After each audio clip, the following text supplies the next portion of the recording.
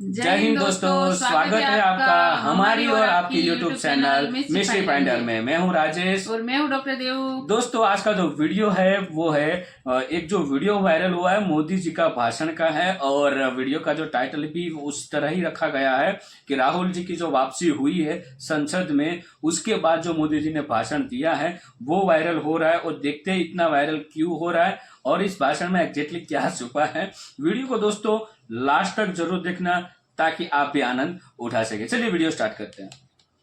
भाग दिखाप करे क्या? उन्हें लाइसेंस दिखाया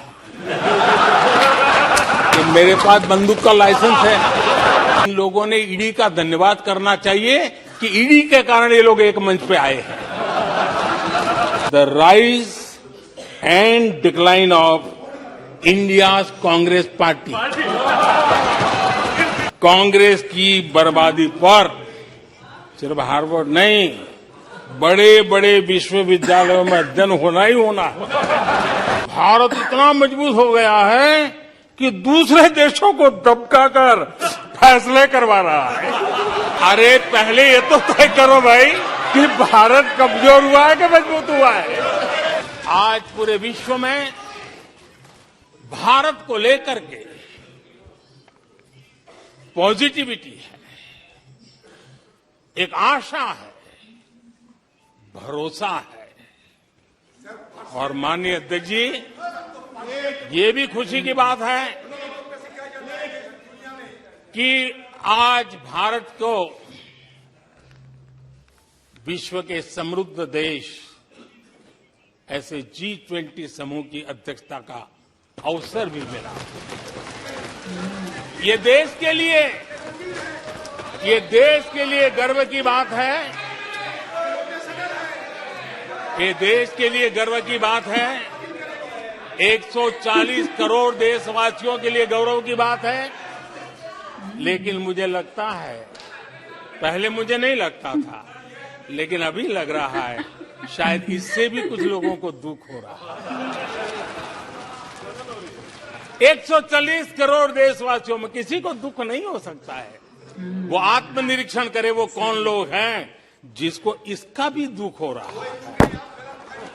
हर स्तर पर, हर क्षेत्र में, हर सोच में आशा ही आशा नजर आ रही है। एक विश्वास से भरा हुआ देश है, सपने और संकल्प लेकर के चलने वाला देश है। लेकिन यहां कुछ लोग ऐसे निराशा में डूबे हैं, ऐसे निराशा में डूबे हैं। काका हाथरसी ने एक बड़ी मजेदार बात कही थी। काका हाथरसी ने कहा था, आगा पीछा देखकर, आगा पीछा देखकर क्यों होते गमगीन, जैसी जिसकी भावना वैसा दिखे सीन।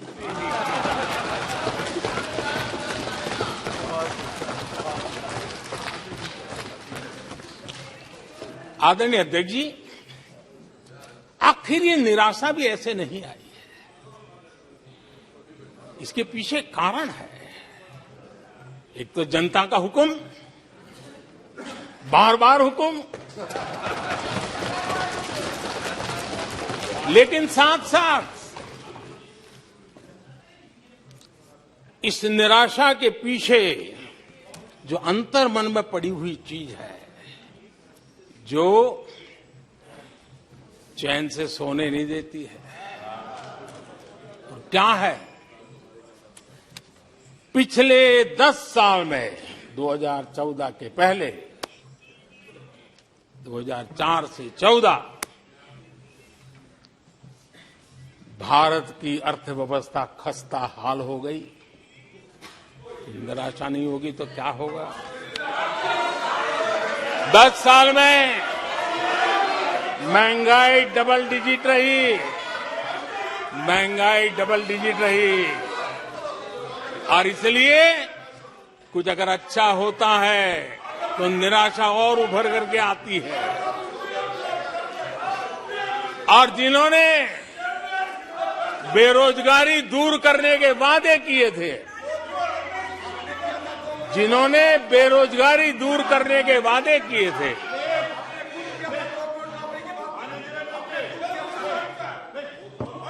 माननीय अध्यक्ष जी, एक बार जंगल में दो नौजवान शिकार करने के लिए गए और वो गाड़ी में अपनी बंदूक नीचे उतार करके थोड़ा टहलने लगे। उन्होंने सोचा कि थोड़ा अभी आगे चलना है तो थोड़ा जरा हाथ पैर ठीक कर ले, लेकिन गए थे तो बाघ का शिकार करने के लिए और उन्होंने देखा आगे जाएंगे तो बाघ मिलेगा, लेकिन हुआ ये कि वहीं पर बाघ दिखाई दिया। अभी नीचे उतरे थे, अपनी गाड़ी में बंदूक वहीं पड़ी थी, बाघ दिखा, करे क्या? तो उन्हें लाइसेंस दिखाया कि मेरे पास बंदूक का लाइसेंस है। इन्होंने भी बेरोजगारी दूर करने के नाम पर एक कानून दिखाया तो कानून बना दिया। अरे देखो कानून बना दिया है। थैंक यू शशि जी।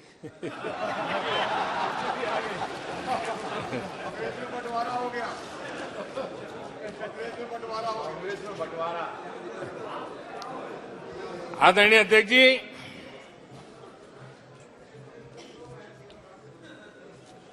लोकतंत्र में आलोचना का बहुत महत्व मैं मानता हूं और मैं हमेशा मानता हूं कि भारत जो कि मदर ऑफ डेमोक्रेसी है, सदियों से हमारे यहां लोकतंत्र हमारी रगों में पनपा हुआ है और इसलिए मैं हमेशा मानता हूं कि आलोचना एक प्रकार से लोकतंत्र की मजबूती के लिए, लोकतंत्र के संवर्धन के लिए, लोकतंत्र के स्पिरिट के लिए आलोचना एक शुद्धि यज्ञ है। उस रूप में हम आलोचना को देखने वाले हैं। लेकिन दुर्भाग्य से बहुत दिनों से मैं इंतजार कर रहा हूं, कोई तो मेहनत करके आएगा, कोई तो एनालिसिस करके कोई आलोचना करेगा ताकि देश को कुछ लाभ हो। लेकिन 9 साल आलोचना ने आरोपों में गंवा दिए जिन्होंने, सिवाय आरोप, गाली गलौज, कुछ भी बोल दो, इसके सिवाय कुछ नहीं किया। गलत आरोप। और हाल ये चुनाव हार जाओ, ईवीएम खराब, दे दो गाली। चुनाव हार जाओ, चुनाव आयोग को गाली दे दो। क्या तरीका है? अगर कोर्ट में फैसला पक्ष में नहीं आया तो सुप्रीम कोर्ट को गाली दे दो, उसकी आलोचना कर दो। अगर भ्रष्टाचार की जांच हो रही है, अगर भ्रष्टाचार की जांच हो रही है,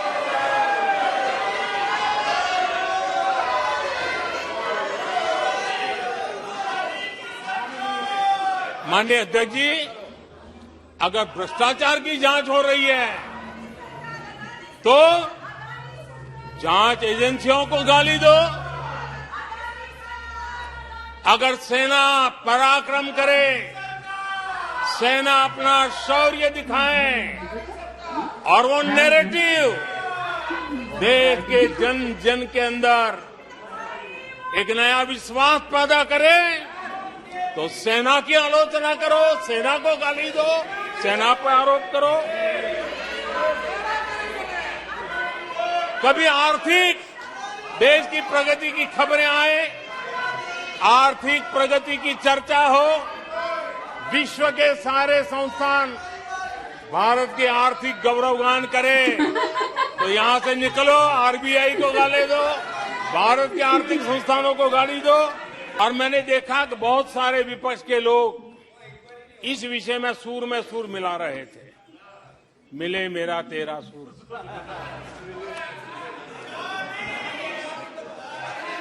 आदरणीय अध्यक्ष जी, मुझे लगता था देश की जनता, देश के चुनाव के नतीजे ऐसे लोगों को जरूर एक मंच पर लाएंगे, लेकिन वो तो हुआ नहीं। लेकिन इन लोगों ने ईडी का धन्यवाद करना चाहिए कि ईडी के कारण ये लोग एक मंच पे आए हैं। ईडी ने एक लोगों को एक मंच पर ला दिया है।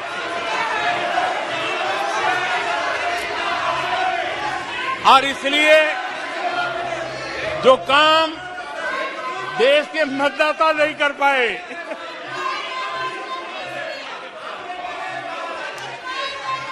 आदरणीय अध्यक्ष जी, मैं कई बार सुन रहा हूं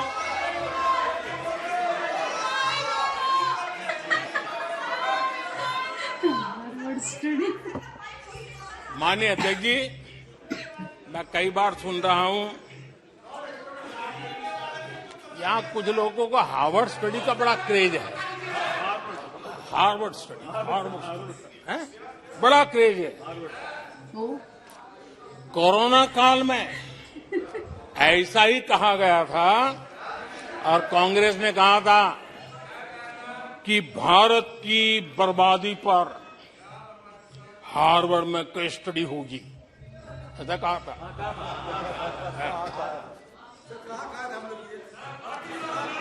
और कल फिर सदन में हार्वर्ड यूनिवर्सिटी में स्टडी की बात कल फिर हुई। लेकिन माननीय अध्यक्ष जी, बीते वर्षों में माननीय अध्यक्ष जी, बीते वर्षों में हार्वर्ड में एक बहुत बढ़िया स्टडी हुई है, बहुत इंपॉर्टेंट स्टडी हुई है। और उस स्टडी है, उसका टॉपिक क्या था मैं जरूर सदन को बताना चाहूंगा। और ये स्टडी हो चुकी है। स्टडी है the rise and decline of India's Congress party. ये स्टडी हो चुका है और मुझे विश्वास है अध्यक्ष, मुझे विश्वास है भविष्य में कांग्रेस की बर्बादी पर सिर्फ हार्वर्ड नहीं, बड़े बड़े विश्वविद्यालयों में अध्ययन होना ही होना और डुबाने वाले लोगों पर भी होने वाला।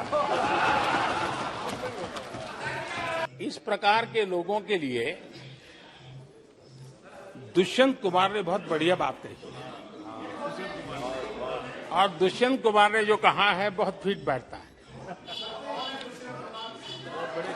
उन्होंने कहा है, तुम्हारे पांव के नीचे, तुम्हारे पांव के नीचे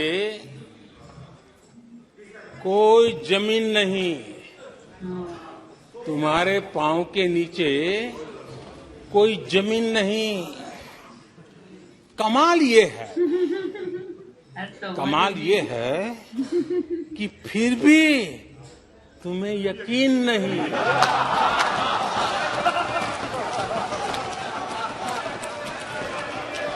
माननीय अध्यक्ष जी,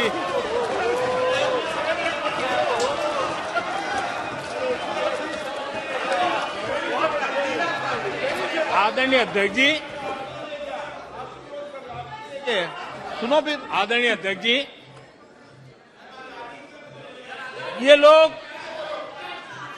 बिना सर पैर की बातें करने के आदी होने के कारण उनको ये भी याद नहीं रहता है कि वो खुद का कितना कॉन्ट्राडिक्शन कह सकते हैं।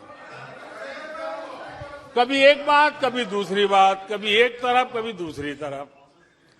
हो सकता है वो आत्मचिंतन करके खुद के अंदर जो विरोधाभास है उसको भी तो ठीक करेंगे।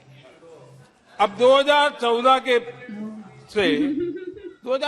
से ये लगातार कोस रहे हैं हर मौके पर कोस रहे हैं भारत कमजोर हो रहा है, भारत की कोई सुनने को तैयार नहीं है, भारत की दुनिया में कोई वजूद नहीं रहा, न जाने क्या क्या कहा। और अब क्या कह रहे हैं? अब कह रहे हैं कि भारत इतना मजबूत हो गया है कि दूसरे देशों को दबका कर फैसले करवा रहा है।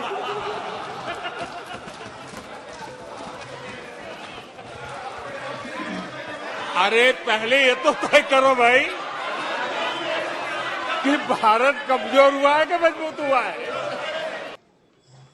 मेरे जीवन में, सार्वजनिक जीवन में 4-5 दशक मुझे हो गए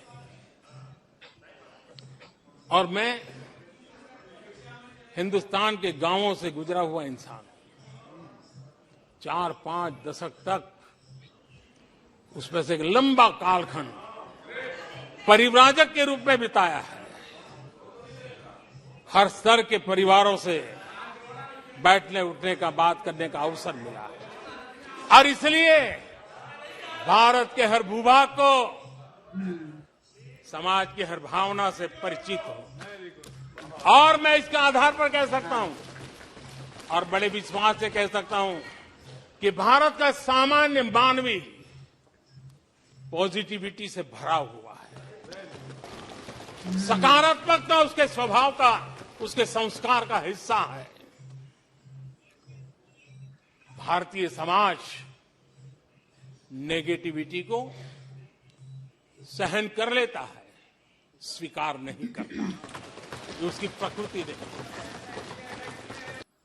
तो थैंक यू दोस्तों वीडियो को यहाँ तक देखने के लिए। और मोदी जी का जो भाषण होता है उसका तो ज्यादातर में भाषण हर एक देखते हैं हम लोग, पार्लियामेंट का हो या कोई भी भाषण हो। और जो भाषण में जो सीखने की जो हमें रीत होती है ना, वो बहुत कुछ हमें मोदी जी के भाषण से सीखने को मिलता है। सबसे पहली बात वो मिलती है, वो है पॉजिटिविटी। वो जो बोलते हैं और जो भी उसके वर्ड्स होते हैं ना, वो कभी झूठे नहीं होते, वो मतलब साबिती वाले वर्ड्स बोलते हैं। कुछ भी सदन में बोलते या कहीं भी भाषण में बोलते तो उसके पास उसका प्रूफ होता है। वो राहुल जी की तरह कुछ भी नहीं बोल देते, मतलब जो भी हाँ, और विरोधियों जो भी होते हैं उसको जो भी बात बोलते हैं ना, वो पूरी साबिती के साथ बोलते हैं और कभी भी वो बात झूठी नहीं होती है। पूरा भाषण संसद का यूट्यूब में बहुत सारे वीडियोज है, बहुत सारे चैनलों पे भी दिखाया गया। आशा थी कि इस वाले सत्र के अंदर जब राहुल जी की एंट्री हो गई है तो राहुल जी कुछ ना कुछ तो बोलेंगे, लेकिन राहुल जी पूरे के पूरे से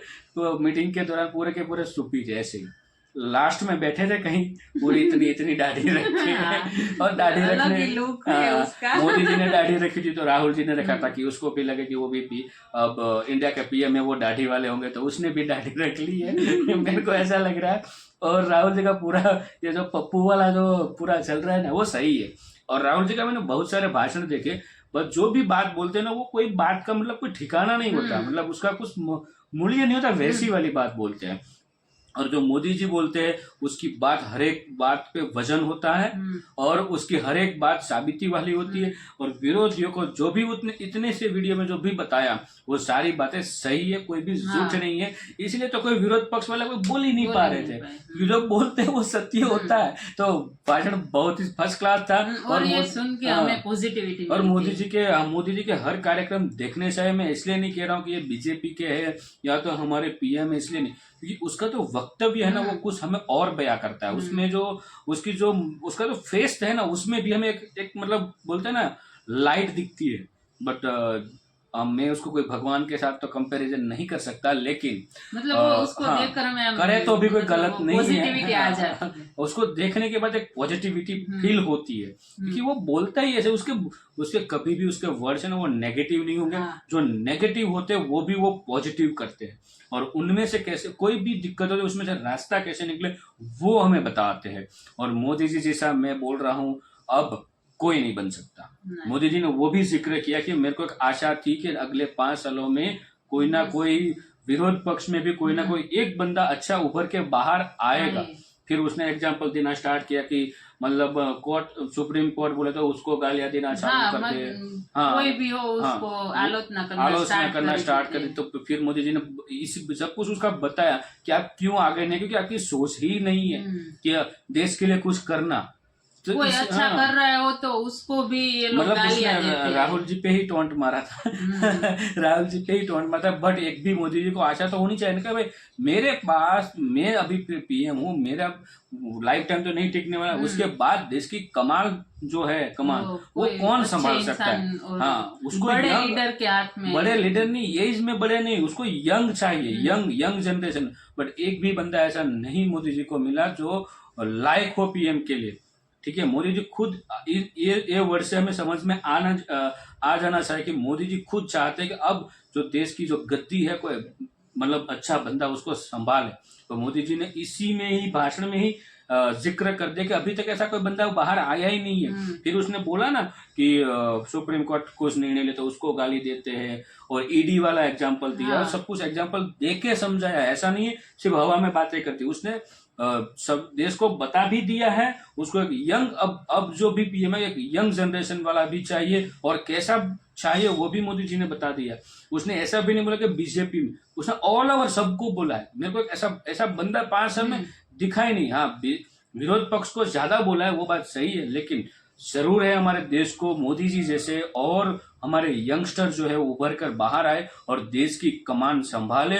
और मोदी जी ने देश को थोड़ा धक्का मारा है, और बाकी के और जो पीएम है वो और धक्का लगेगा और देश को आगे ले जाए। और विश्व का सबसे बड़ा देश ऑलरेडी बन चुका है और बनेगा भी। और मोदी जी ने बोल भी दिया ना कि ये लोग बोल रहे थे, वो एक एग्जाम्पल भी दे दिया कि मतलब कांग्रेस का भी बोला था ना कि हार्वर्ड यूनिवर्सिटी वाला कि एक दिन मतलब ये संशोधन का, तो हार्वर्ड यूनिवर्सिटी ने कांग्रेस पे ही संशोधन कर दिया। और ये बोल रहे हैं कि किसी देश से बात मनवानी हो तो डाटी मतलब दबा के मतलब प्रेशराइज करके, बट वो प्रेशराइज तुम तभी कर सकते हो जब तुम्हारे देश में ताकत हो। तो ये अच्छी बात है या बुरी बात है वो भी मोदी जी ने क्लियर किया कि आप जो बोल रहे हो उसको गलत वे में बोल रहे हो। लेकिन उसको ओरिजिनल वे में ले आ जाए तो वो ऐसे हो सकता है, वो भी समझाया मोदी जी ने। तो बहुत कुछ हमें छोटा सा ही मतलब वीडियो था, ज्यादा अब ये पूरा लॉन्ग वीडियो तो जो यूट्यूब चैनल है राज्यसभा की, हमारी संसद सभा की, उसमें बहुत सारे वीडियोज है, आप मोदी जी के भाषण का पूरा जाके वहां पे देख सकते हो। इसमें हमने छोटी सी क्लिप बोल सकते हैं 15 मिनट 16 मिनट तक की, लेकिन जो भी हमें सुना वो हमें सुनने के बाद बहुत कुछ इसमें समझ में आया। और उसी बातों के अंदर बहुत सारे राज छुपे हुए हैं। और वीडियो एक भाषण ऐसा भी है जहाँ पे मोदी जी ने पूरी राज्यसभा में, संसद सभा में क्लियर बोल दिया है कि अगला पीएम कौन है। तो वो भी एक बार आप वीडियो जरूर देखना, जो संसद सभा की टीवी चैनल की यूट्यूब चैनल है उसमें। तो वीडियो देख के हमें तो बहुत ही अच्छा लगा। और आप हमें कमेंट में लिखकर बताइए 2024 में जो इलेक्शन होगा उसके बाद अगले प्राइम मिनिस्टर कौन आएंगे, क्या तो मोदी जी आएंगे या कोई और आएगा, वो आप हमें कमेंट में लिखकर जरूर बताना।